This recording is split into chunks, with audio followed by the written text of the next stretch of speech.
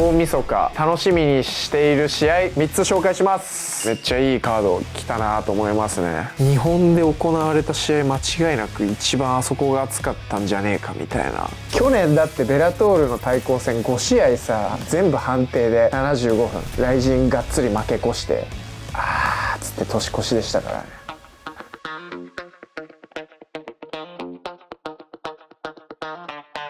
Welcome to リンヤチャンネル。リンヤチャンネルの時間です。今日は雷神大晦日楽しみにしている試合3つ紹介します。僕は小2ぐらいから年越しはもう格闘技会場でしてるっていう感じで、まあでもしなかった時 2,3 回ぐらいあんのかなっていうぐらいでもほぼ毎年もう行ってるんですね。7歳ぐらいから。今年もまあ行こうとは思ってるんですけど、会場にその大晦日いっぱいカード決まってるじゃないですか、雷神で。その中から楽しみにしている試合を3つファン目線で紹介していきたいと思います。1つ目、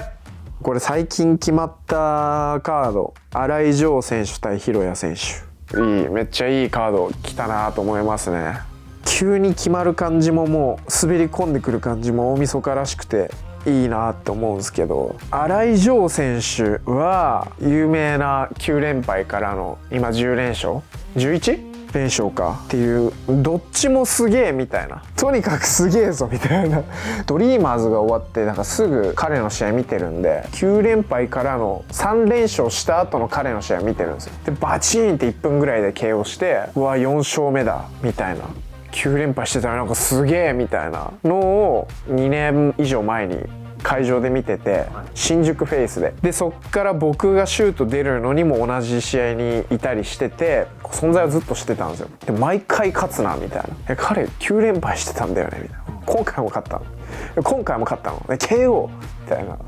どんどん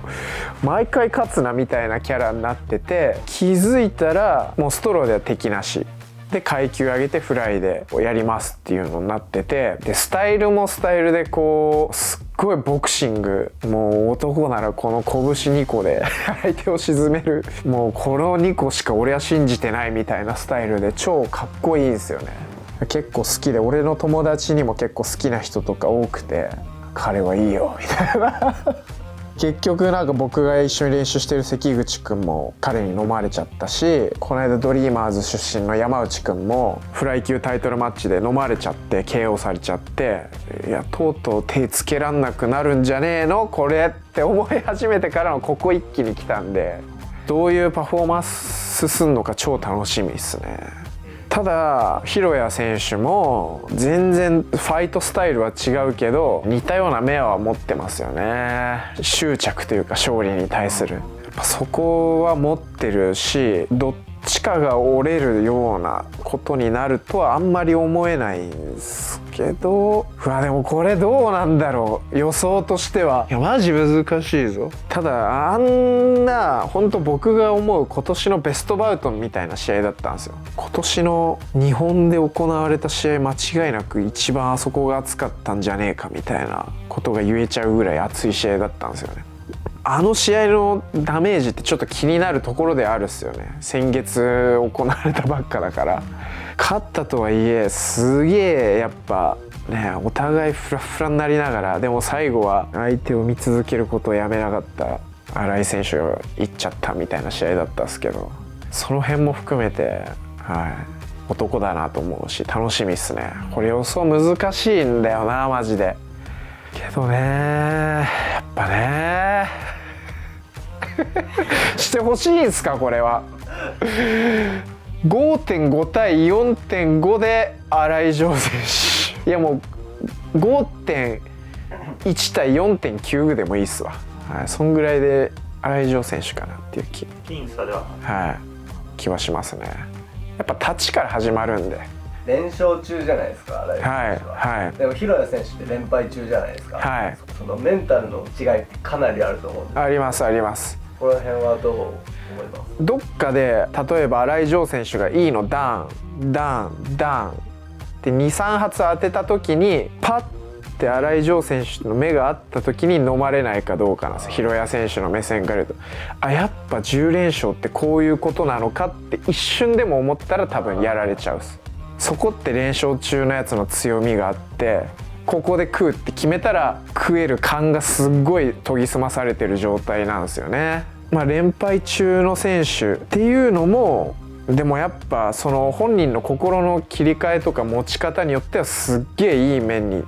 出ることもあって、わけわかんないぐらい力が湧いてきたりとか、どっかでもう絶対負けねえって誓ったあの時の自分がこう当日あそこでダーンって出てくるかどうか。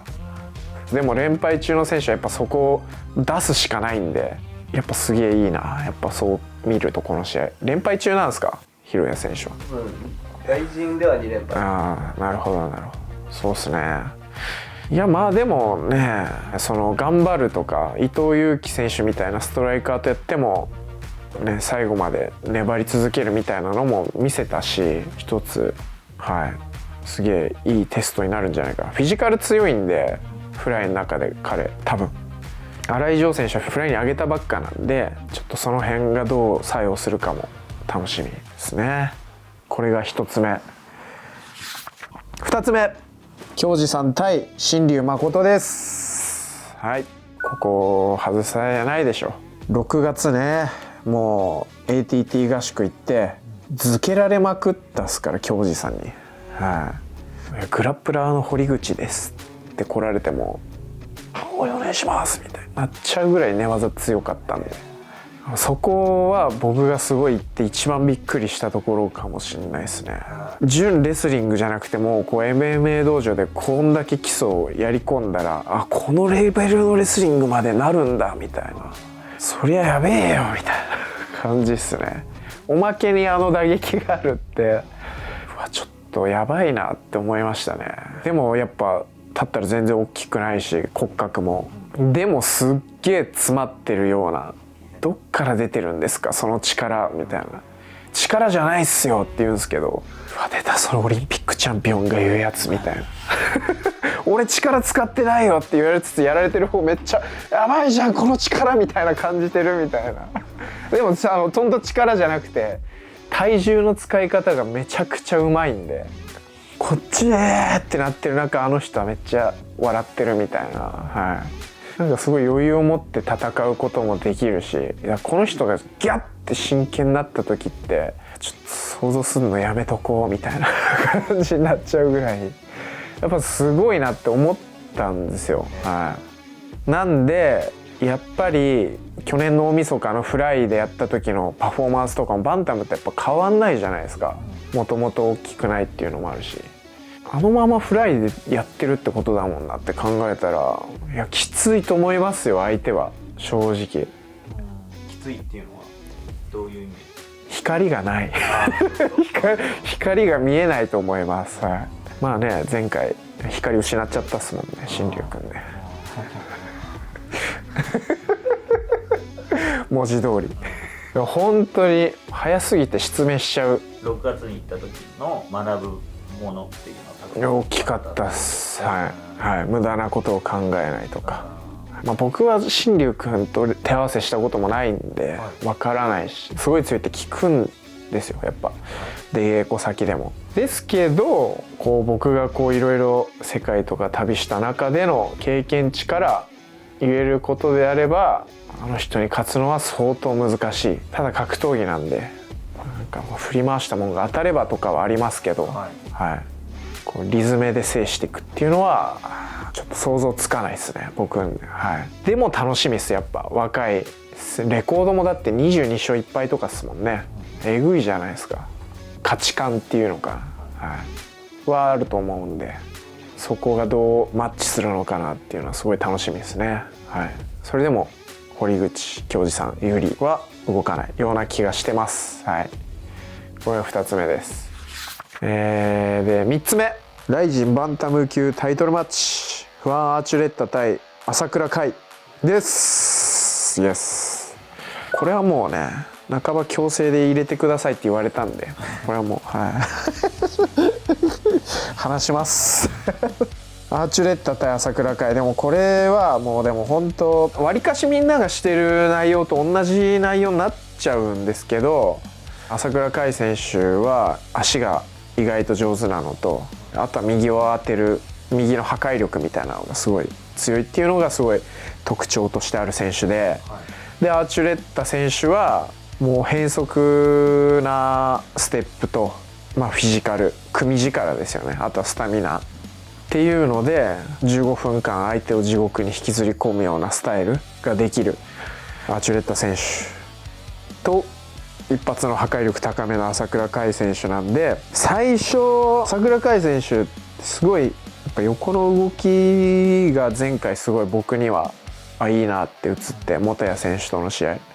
横の動きがこうガンガン入ってきたなみたいなんですごい相手を捉えやすくなったと思うんですよね。コーナーワークとかもうまいですし、最初の始まってから1ラウンド目と2ラウンド目の序盤っていうのは朝倉海選手にアドバンテージあるんじゃないかなっていう、その距離感っていうのは、あ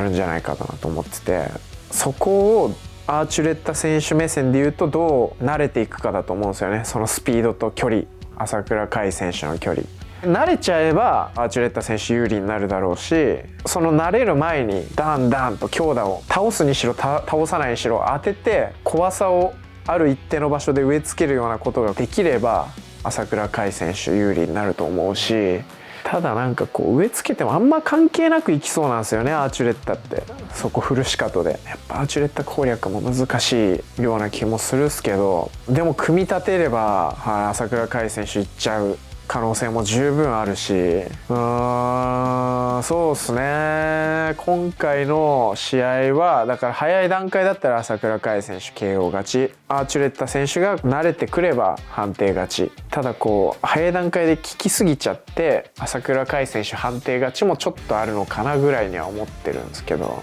いやでもねアーチュレッタの KO はないかな。ないっすよね、あんまね倒すような、やっぱ見てても倒すようなパンチじゃないんで。アーチュレッタはそうだけど、最近朝倉海も今日やってたリーアンの練習のムーブメント取り入れた動きをしている両選手が今度当たるってことだから、そういったのを2戦で含めてどういう展開になっていくかっていうのをちょっと聞きたいかな。この間やったムーブメントみたいなのアーチュレッタとかアメリカのチームは当たり前にやってて、多分甲斐選手もそうやってコーチを海外から入れたりしてこう取り入れてるっていうところで、やっぱこの両者のステップワークと位置の取り合いっていうのは僕からすると超楽しみな試合なんですよね。そこがすごい見どころ、やっぱ伝わりにくい部分ではあるんですけど、でもアーチュレッタはこう左右に動いて絶対的絞らせないようにしながら集中力ちょっと微妙な時にグワッて入ってくると思うんですよ。だからそこに対してアーチュレッタが右に動いたら甲斐選手はどう動くのか、同じように動くのか、ちょっと角度ずらして内側入ったりする、いろいろ考えられますけど、続けて3ラウンドっつって会場がっつって年越しは嫌っすよ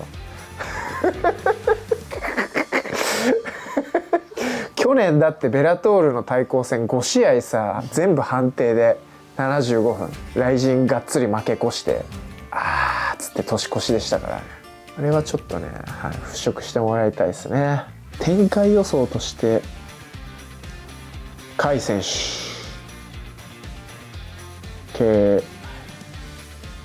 KO 勝ちかなねかな、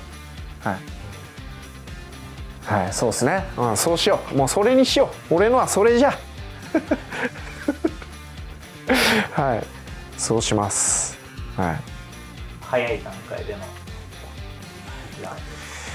いや意外と2ラウンドっす。ちょっと集中力高くアーチュレッタが入ってうわーっつって最初組んだりして、ちょっとなんかこいつ大丈夫じゃねって思い始めたところにシュカ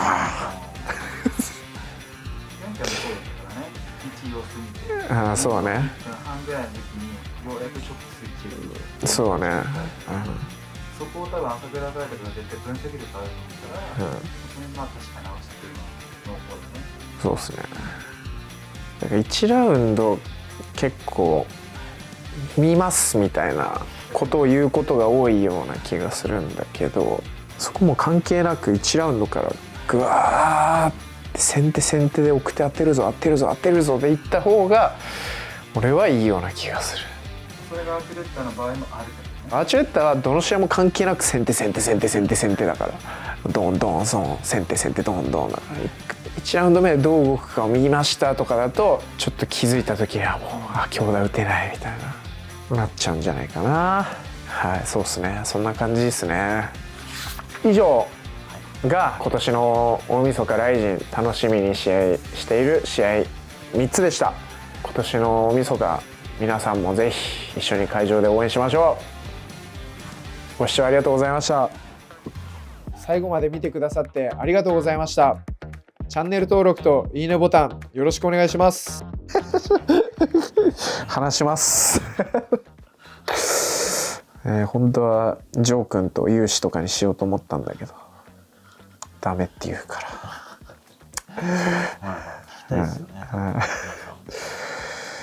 らアーチュレッタ対朝倉海でもこれはもうでも本当